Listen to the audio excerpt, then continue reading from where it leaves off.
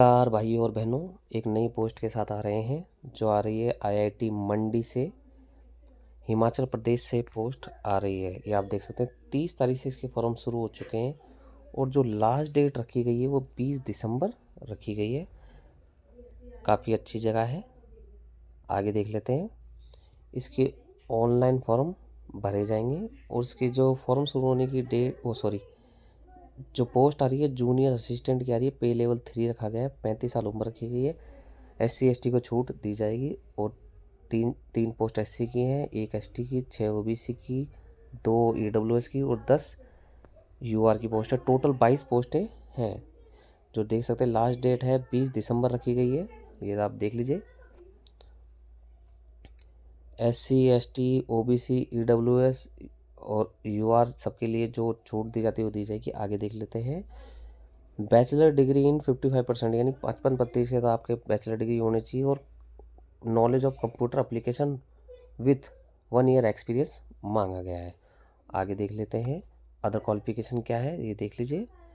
Master degree minimum 55 marks with knowledge computer application, ये आपके पास computer का नॉलेज होना चाहिए। डिज़ायरेबल एक्सपीरियंस हैंडलिंग, ये आपको लेटर टाइप है ना, ये आने चाहिए। अकाउंट का ये आना चाहिए। आगे सभी पदों के मापदंड है ना आईआईटी मंडी हिमाचल प्रदेश में है। प्रारंभ में सभी यानी प्रोबेशन पे आपको रखा जाएगा और ये डिसाइड करेगा आईआईटी मंडी ही डिसाइड करेगा। उम्मीदवारों के सभी शैक्षणिक प्रमाण पत्र उपस्थित किसी मान्यता प्राप्त से होने चाहिए, यानी कि आपने जो भी अपने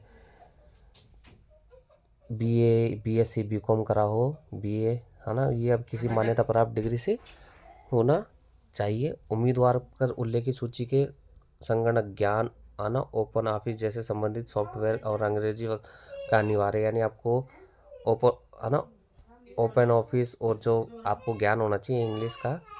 भर्ती के पदों के लिए उन उम्मीदवारों से संबंधित ऊपरी आयु में 50 वर्ष की आयु छूट दी जाएगी जिन्होंने आईआईटी मंडी में अनुबंध आउटसोर्स तथा अस्थायी परियोजनाओं के आधार पर कम से कम 3 वर्ष की सेवा प्रदान की है।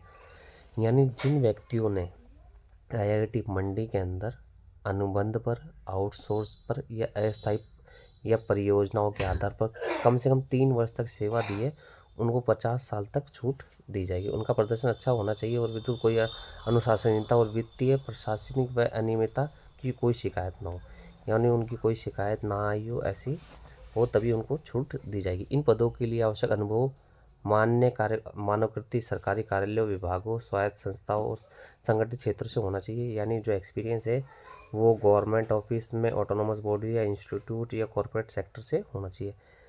विशेष वर्ग के उम्मीदवारों के लिए छूट में ये देख सकते हैं जो छूट देगी SC ST को 5 वर्ष की, OBC को 3 वर्ष की छूट दी जाएगी। आप ये देख सकते हैं।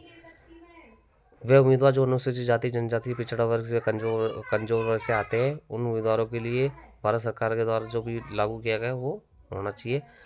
जो भी उम्मीदवार इसका फॉर्म भरना चाहता है वो www.iitmandi.ac.in पर जाकर अप्लाई कर सकता है या iitmandi.samarth.edu.in पर जाकर अप्लाई कर सकता है। ये लिंक आप देख सकते हैं। उम्मीदवारों को अपनी शैक्षणिक योग्यता, अनुभव और वेतन अर्हता, जन्म तिथि हेतु दस्तावेज प्रमाण, दिव्यांग पत्र आदि, जाति प्रमाण पत्र, नवीनतम व अन्य पिछड़ा वर्ग, क्रिमिलियर आदि दस्तावेज हैं जो स्कैन करके जमा वो लगाने पड़ेंगे। उम्मीदवारों के उपयुक्त न्यूनतम अनुभव के संबंध में प्रमाण पत्रों को अपरित करने तथा पात्र करने का अधिकार किसको है? आईआईटी मंडी को ही है। फीस देख लेते हैं क्या रखी गई है। अनरिजर्व और उसके लिए EWS के 500 रुपये, OBC के लिए 400 रुपये, SC ST women PWS ESM उनके लिए 300 रुपये फीस रखी गई है। ये आप देख सकते हैं। एक बार भुगतान किया गया शुल्क किसी भी अवस्था में वापस नहीं आएगा, यानी आपने एक बार भी भुगतान कर दिया उसका किसी अवस्था में वापस नहीं किया जाएगा। यह उम्मीदवार की जिम्मेदारी होगी कि लागे आवेदन पत्र में दी गई जानकारी सही हो या है ना, या बाद में पाया जाता है कि जानकारी सही नहीं है तो उसके लिए नियुक्ति रद्द कर सकते हैं, निलंबित कर सकते हैं। जो उम्मीदवार एक से अधिक पद के लिए आवेदन इच्छुक है वह प्रत्येक पद के लिए, यानी एक ही पद है इसमें तो क्या होगा ये आप देख सकते हैं। चयन प्रक्रिया इस प्रकार है। उम्मीद देख लीजिए।